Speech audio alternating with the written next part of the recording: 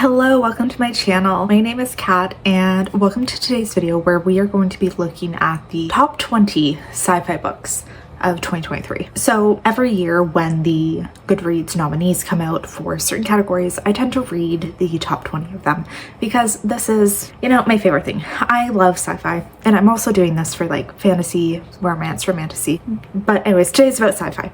I love sci-fi and I love using this as an opportunity to discover new books, new to me authors, new worlds, because a lot of times the books that are nominated, I do have a good grasp and I read quite a few of them before the nominations came out, but there's always a few that I've never heard of, previously would have had no interest in, and they surprise me. So I find this is like such a fun time to really dive into these different books and, see if these actually are or actually do deserve to be considered the best of the year. So I have my coffee and we're just gonna be sitting here and talking about these 20 books that I read. It's gonna be a little difficult talking about sci-fi books, I find, because a lot of them are kind of weird and there are a lot of minute details to really get into to understand a plot overall. I find with sci-fi, I find you can't just do a clear hit and dry, like this is what the book's about. So some of these I might be over explaining or under explaining, like you might find, but it just sometimes that might be the best I can do. And no, I don't necessarily want to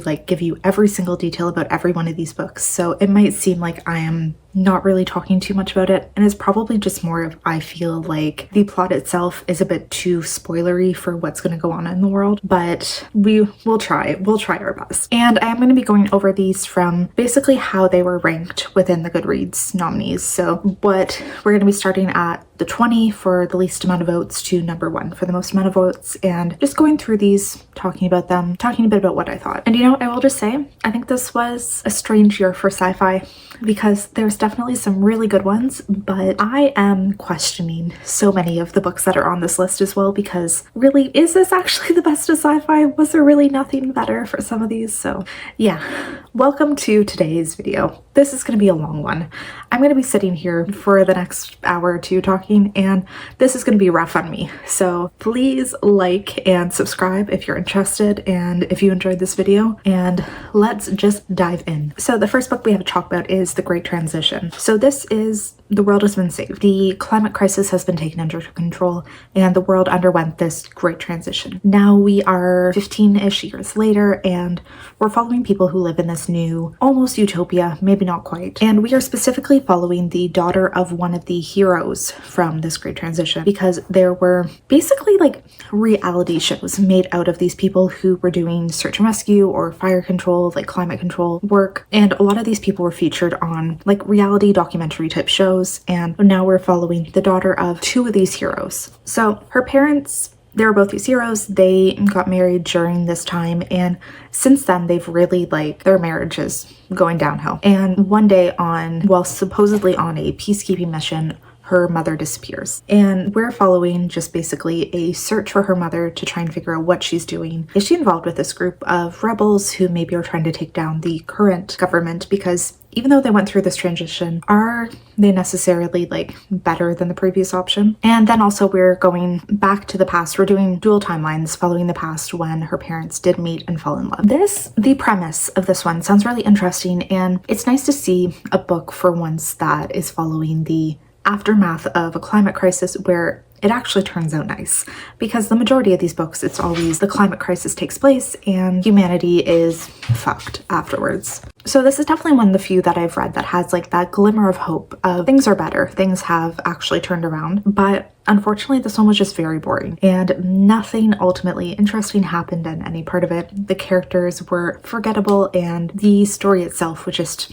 incredibly forgettable also. And I gave this 2 stars. In 19th place, we have the Genbot of Shantyport, which I think this is definitely one that falls into that incredibly weird sci-fi space. And this is one that I am kind of surprised actually that it was this lowly rated within the rankings, because it was very interesting and got a lot of very weird sci-fi concepts, which I like my weird sci-fi. This is something about me is I like something that is weird and thought-provoking. So we take place in Shantyport, this book, and it is this old town city that is falling apart. It has been under a bunch of different regime changes. There's always these different clans that take over, and there's some rumor going around in the city that the world is failing and you need to escape. We follow a family of, I would call them like not political exiles, but political like enemies of the state almost. Not quite, but like they're not in favor with the current clan. So we're following a mother. Their father had gone missing years before, is believed to be presumed dead, their daughter, and their son, who is a bot in the shape of a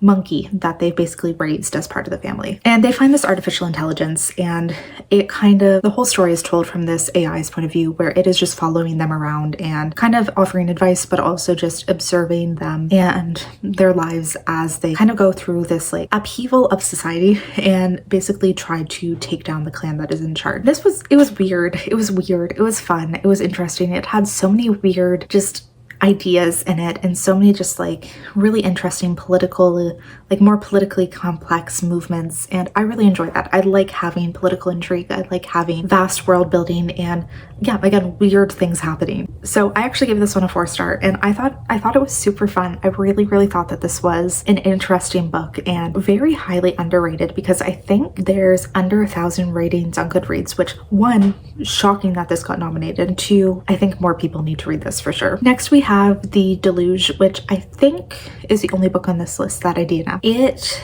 was honestly just weird.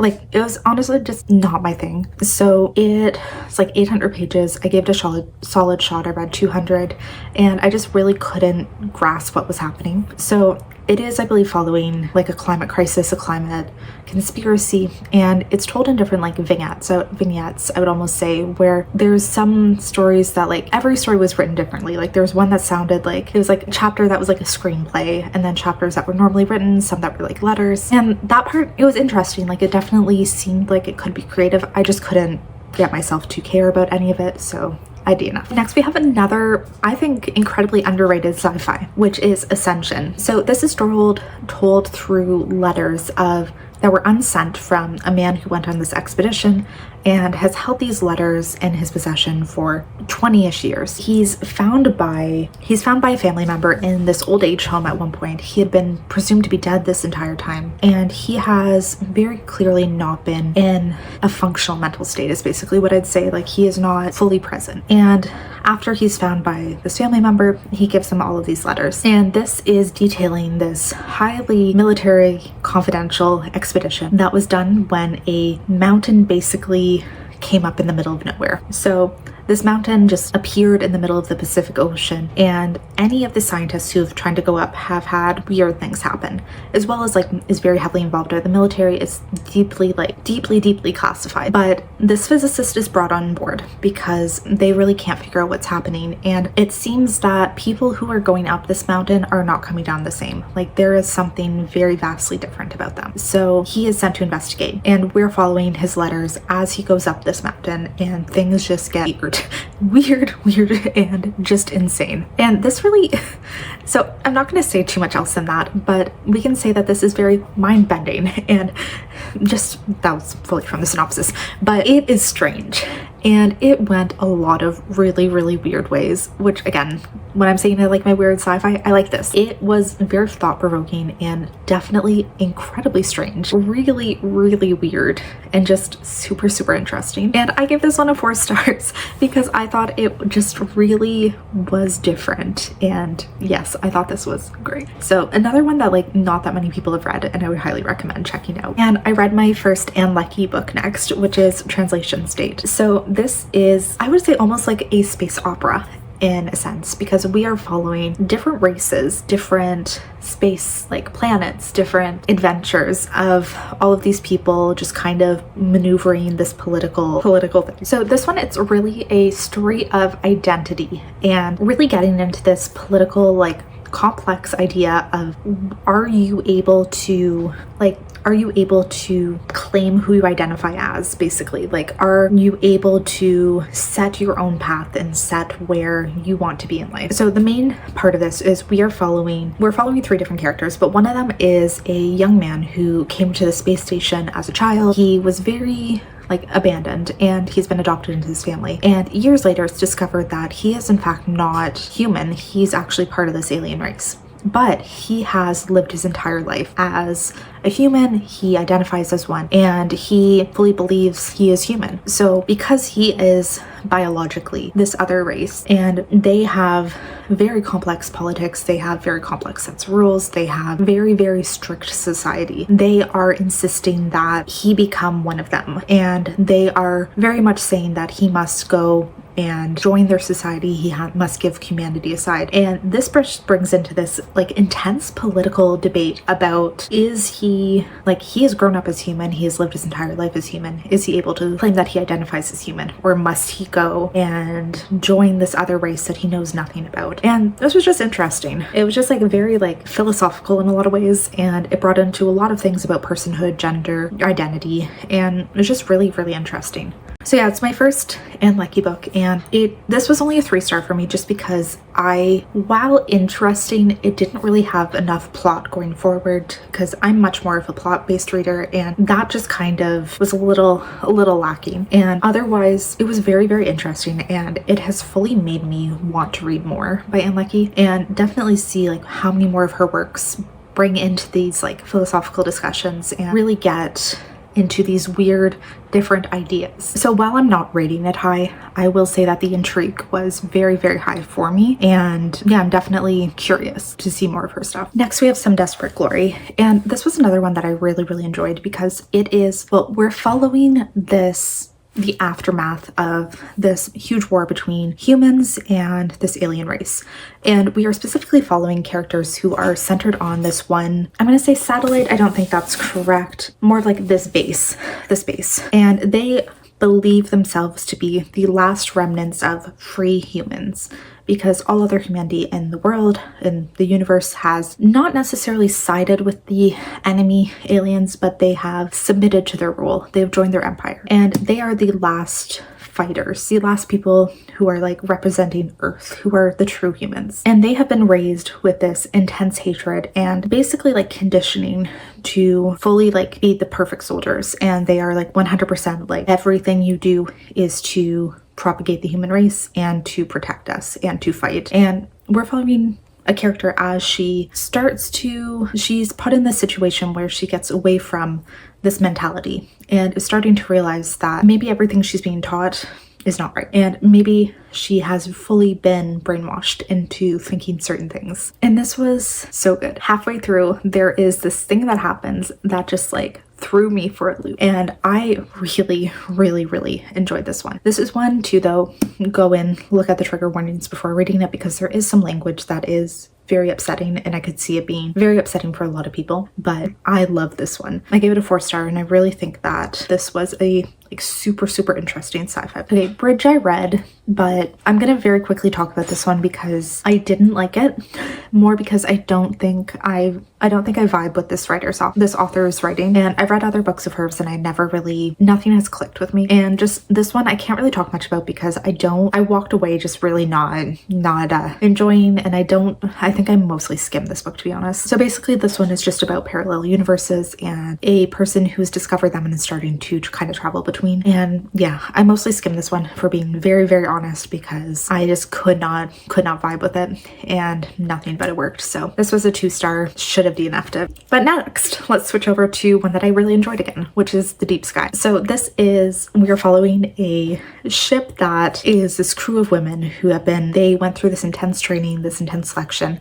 and they are on this mission to basically go and colonize a planet. They've been selected as the best of the best. They grew up basically training their entire lives to be part of this crew, and now they are on this mission. And the book starts when there is an explosion on the ship that kills the captain and several other crew members, and we're following one of the members of the crew who decides to start investigating and figure out what actually happened. And I thought this one was super interesting. So the mystery itself in this one wasn't necessarily the best thing I've ever read, but I really, really enjoyed the world that was built. We had a lot of like dual timelines. So we're following these girls as they are basically preteens, up until they are sent on this mission, as well as them on the mission where part of it is they're asleep for 10 years, then they're woken up for a 10-year period where they are inseminated and basically give birth and start raising the next generation. The idea is to do this on the ship so that the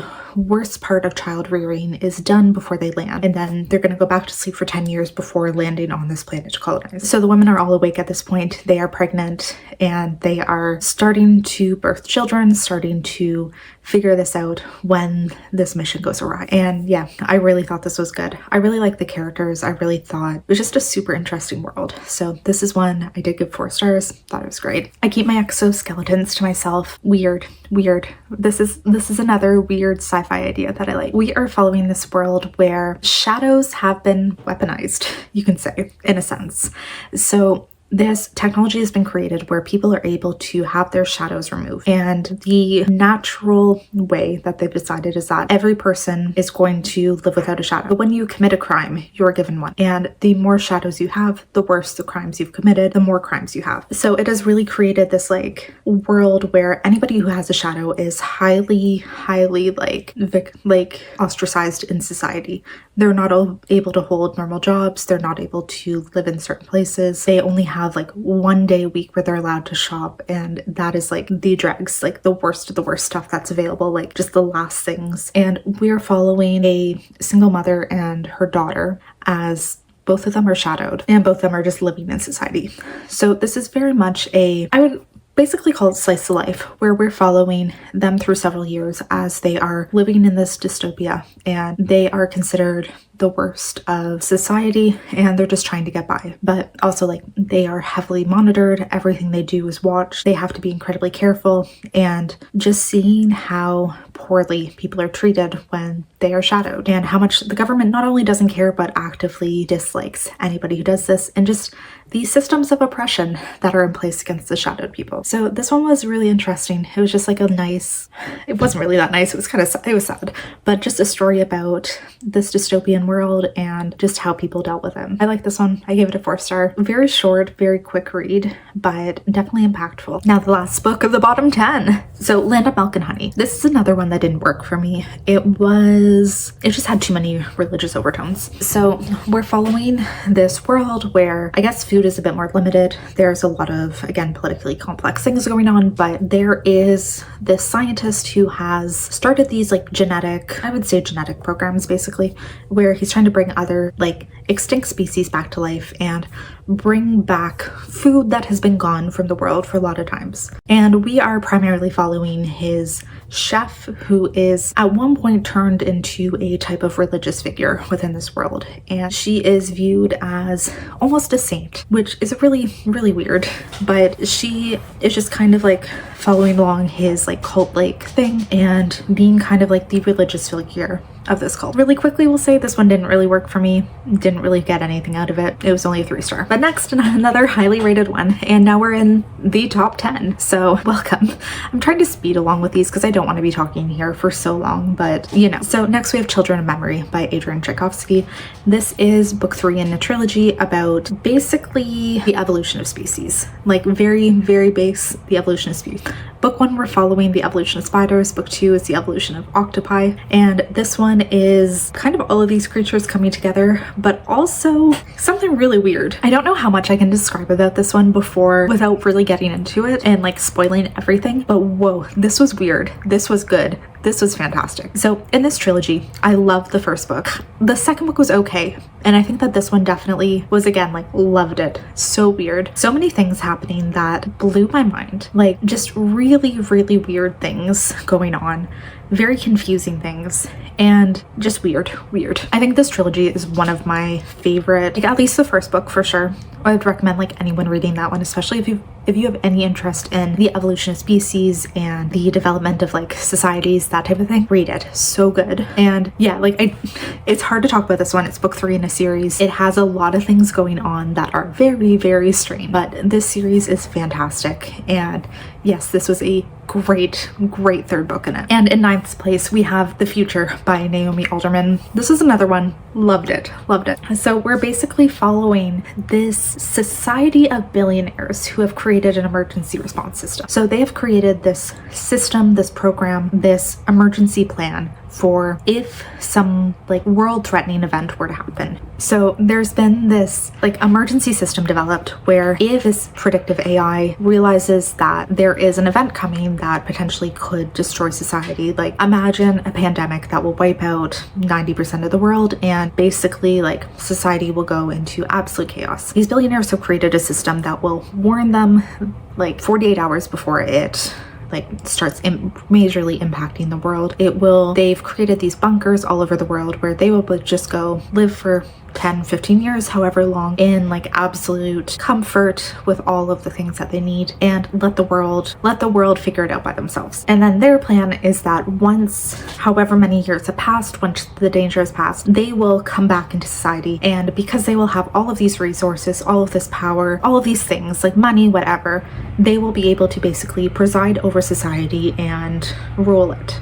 Like they will be coming in as kings and saviors. And then in this book, we follow as several billionaires. So think like Steve Jobs, I'm forgetting the name, but the guy who, Jeff Bezos, like those type of people, as they are all notified that this emergency is about to happen, and they go to their island for it. This was really good. This was really good. Went in a way I wasn't expecting, and just really had a lot of commentary about these billionaires and their way of life, and this emergency response thing about what you would do in a pandemic scenario. And it was just really interesting. So this one, 4-star again, very good.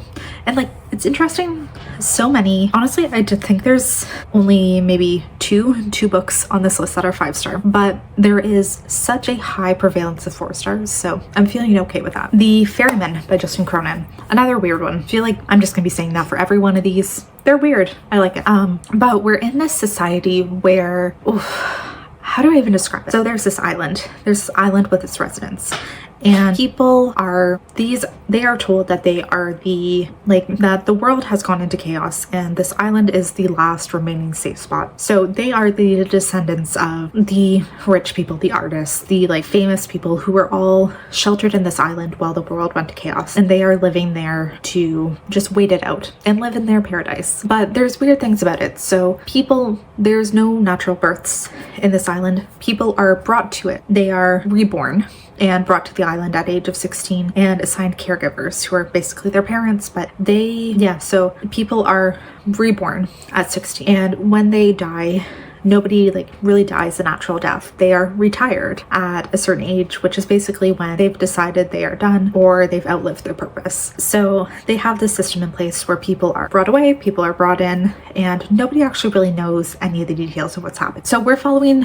one of the men who's in charge of this process of bringing people away to be retired. So he doesn't really know anything that's happening. He doesn't really know any of the details about it. He just knows this is his job to ferry people. He is the ferryman. He puts them on the ferry to be brought to be retired. And he has a few weird experiences, and they kind of lead him to start questioning things and start kind of digging into this government to see, have they been lied to? Is there some kind of government conspiracy? Is there something more going on in this world than maybe the residents know? And it is just his journey, his discovery, his like really trying to find the truth of this world and what is actually happening. Because, we're being told nobody questions this, but what is this actual process? And yeah, this is one that was really interesting. It again went a way I really didn't expect it, and I just loved the society discovering these secrets. It was very suspenseful, it was very thrilling, and it was really interesting. So I did also give this one a 4-star. And next we have The Light Pirate, which I have a theory that this one is so high up because it was a book of the month pick. But this is basically following a climate crisis, following the loss of land, and basically following Florida as it turns from the state that it is into basically just water. And we're following a girl who is born in Florida, born in the storm, and following her life as she lives through this and lives through every step of just this absolute climate crisis that's going on, and how she learns to live on the land. and just her discoveries of, you know, how she wants to live with the world and just how she adjusts to it all. I thought this was okay. It just was kind of boring. So the ideas itself were interesting. And I like this idea of following somebody who's going through and experiencing a climate crisis, who's becoming one with land and learning all of this. Just overall, it was kind of boring. And yeah, for me, it was a 3-star read. Like, it was nothing bad, just it was fine. So my personal favorite read of this entire list, and what I did vote as my favorite, is Chain Gang All-Stars. So in this one, we're following a world where the prison system has become fully privatized, and basically it has been turned into a competition, a reality competition show, where prisoners are able to join up for these games where they fight to the death against other prisoners, and they are basically told that if they last 2 years in the arena, they are able to gain their freedom. I'm thinking of this one as really like, think gladiators, but in a slightly more sci-fi world. So it is really interesting. We're following 2 people who are on this circuit, and they basically travel through the country. They're being fully watched as though they are on a reality show, and they are traveling between different arenas to fight. And it is very much, this book was a commentary on the prison system in the US, and it's particularly about the rates of incarceration of people of color and the way that they are treated in the system. So the way that also like trans people within the prison system are way more likely to experience death behind bars and violence behind bars, and also like that people of color are way more likely to be imprisoned for certain crimes. And that was fantastic. So every chapter started off with these like statistics about the prison system in America, and really horrifying to see. And you know what was worse?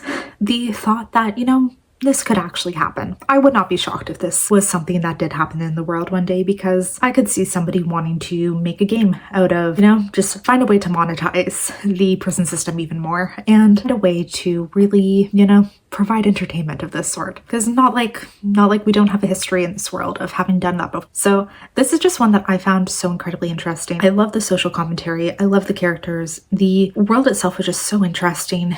It was full of action, full of like just interesting things happening. And yeah, this one, 5 stars, by far the best sci-fi book that I read last year. And I'm just like so excited to see what this author comes out with next. So next one is Systemcollaps by Martha Wells. This is book 6 in her Murderbot Diaries series, and I'm just gonna say I've lost interest. I enjoyed the first few Murderbot books, but I feel as the series has gone by, I have fully lost interest in everything that's happening. And yeah, this one was fine. 3 stars, kind of boring, kind of whatever. Not going to talk more about it because, you know, these books, they're very like episodical in the point that they're like just like separate little adventures going on. Like, they're not necessarily fully interconnected. They are, but it's not a very strict spoiler of the other ones to talk about this one, but that's all I'm going to say. I'm kind of bored with the Murderbot series. I don't think I'll be reading more in it. The Marriage Act by John Mars is a dystopian future where basically all of these different like legislation rules have been placed that make it so that marriage is like basically a necessity, and it's basically a necessity to survive at this point. So people can still get married, have a normal marriage, but there's now this like next step that is like an advanced marriage. It's a smart marriage is what it's called. And if you sign up for this, you get so many tax breaks and like access to more affordable services that it's kind of ridiculous not to. But if you join up for this, you are monitored. So you have these rings on that monitor what you're saying. And if apparently what you're told is that for 1 minute a day, you are going to be listened to, and they don't know when, you have no idea when, it just randomly happens. And if the people listening identify that they feel like there's friction or a problem in your marriage, you are going to be in trouble. So step 2 after that, after you have been identified, is you are monitored 24/7. And if they still think that there's issues in your marriage, a counselor comes in to live with you, work with you, and if they don't think that you are fit for marriage, they can dissolve it, and you have no say in the matter. But basically at this point, if you want to live in society, if you want to thrive, if you want to actually, you know, be able to afford to live, you have to get one of these smart marriages. And single people are so intensely basically worked against with this legislation that you have to get married. It's the only option that you have. So we're following a few different people who, some of them are Like, we're following one person who's one of these counselors who comes in and works with married couples. We're following a married couple who is being put on watch, and their marriage is being identified as having problems. And then we're following somebody who is actively like working against this system and is trying to like protest against it. So I thought, in general, this was interesting. I just didn't think it got as thrilling, I guess, as I wanted it to be. Where a lot of John Myers books are very like sci-fi thrillers, and I really enjoy them because they get super interesting. They're really weird. They're like really like make you think about society and certain things. And this one was just fine. It didn't really get as deep, I guess, as I wanted it to, and didn't really get as, you know, intense as I was hoping it would. So it was a three-star read from Startervilling by John Scalzi. Super fun. This was just like a really short, like comedic sci-fi about a man struggling in life who basically inherits his uncle's villain business and then kind of is brought in to, you know, work for it. It was ridiculous. There is sentient cats who are spy masters. There's just so many ridiculous things. There was like dolphins who are on strike. It was funny. It was silly. It was really fun. And yeah, I gave this 4 stars. And the book that I'm surprised, this is in second place, and I'm surprised that this one didn't win, is Lightbringer by Pierce Brown. Not going to talk too much about this because it is book 6 in a series, but it is a very, very well-loved series, a very well-read series, and yeah, it was a 5-star read for me. It was fantastic. And I mean, I guess surprised that it didn't win just because I know there's so many people who love this series, but I guess maybe at this point, like book 6, it's a little hard. Not as many people are going to be that invested like and want to read all of the books in it before this, but this was really, really good. And yeah, this is part of the Red Rising series. It's book 6. It's great. And the winner of the sci-fi books is In the Lives of Puppets by TJ Klune. This one is a Pinocchio retelling, and we are following basically a world that has been overrun with robots, and all of humanity presumably has been wiped out. So we're following this one robot named Giovanni, who is an inventor robot. So that is his purpose, his delegation is that he invents things, he creates things. And he found a baby. He found a baby at one point and decided to raise him as his own son because something has changed within Giovanni where he was lonely. He developed like empathy for humans and loneliness. And he has really decided that the one thing that he's missing in his life is a son. So we are following this like little family of a few different robots and a human, and something happens and Giovanni is kidnapped by this robot group who's controlling the world and their adventure as they try to go find him. I thought this one was okay. It felt like it was trying too hard to be funny and trying too hard to be heartfelt when it just kind of fell flat. So this is one that was okay, but didn't really do it for me, which is really disappointing because I think like TJ Klune is an author who I really, really like. This one just wasn't it, and definitely not one I would have voted for to win this book or win this award. So there we go.